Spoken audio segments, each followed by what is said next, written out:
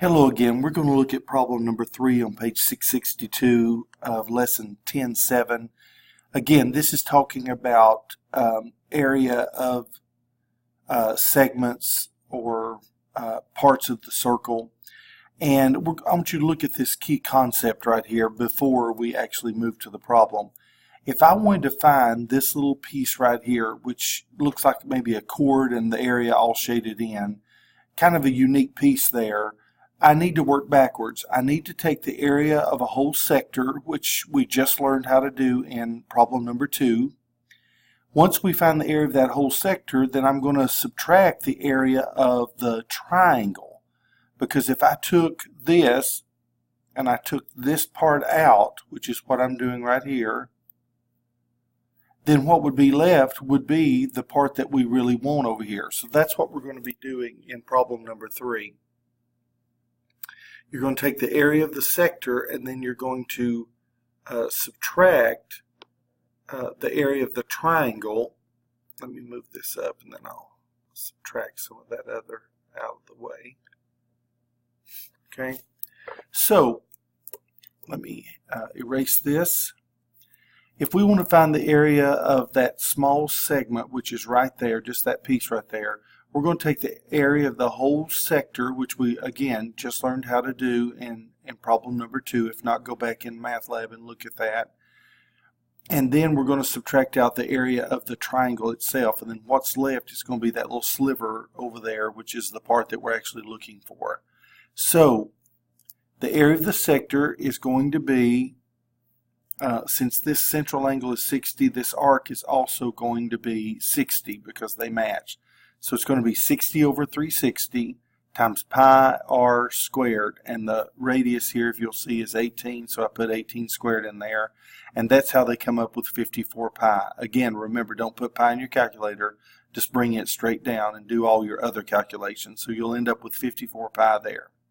Now, part 2 is that we're going to find the area of just the triangle. Now, if you split that triangle here, because you got to know the height of the triangle, since this was a 60-degree angle and I split it, now it becomes a 30-degree angle. So what this really becomes right here is a 30, 60, 90 triangle. And if this side is 18, this side is 18. And when you have a 30, 60, 90 triangle, from previous sections, what you would learn is that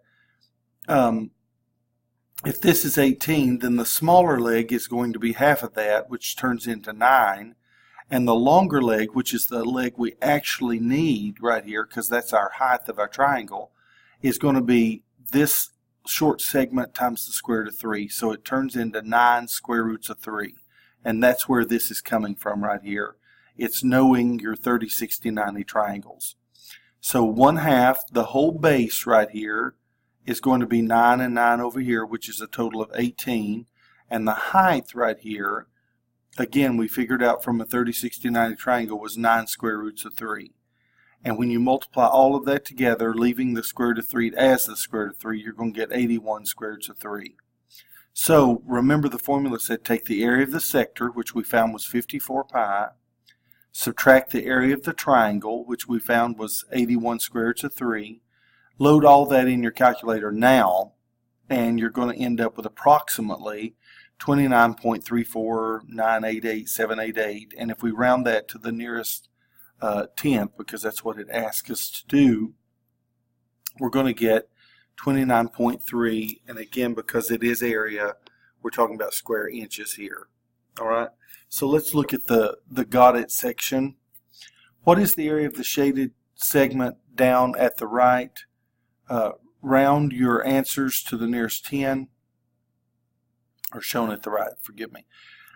So we're going to do the same thing. We're going to take the area of the sector, which since that's a 90-degree angle there, this arc is going to be 90.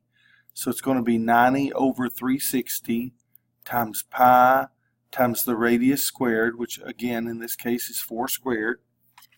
And then we're going to subtract from that the area of the triangle. Well, thank goodness on this one it's even easier because that's a right triangle. This is 4 and this is 4 because the radii of all circles are the same. And so one of those is going to be the base and the other one's going to be the height. It doesn't really matter. But when you have a right triangle, the two sides become the base and the height. So that makes life kind of even easier. So remember the formula for the area of a triangle is 1/2 the base times the height. And in this case, both of them were 4. The rest of it, you just kind of load in your calculator. I did all of this, and I just went ahead and did the pi in there because it wants it rounded to the nearest tenth, and that came out to be 12.566, and the number kept on going. And then when I did this one, I ended up with simply just 8. And 12.566 minus 8 is like 4.566, which rounds to just 4.6 to the nearest tenth. And again, because this was in meters, then my answer is going to be in square meters because it is area. So that little piece right there, I'll color it in a little darker, that little piece right there is 4.6 square meters. Okay, I hope this was helpful.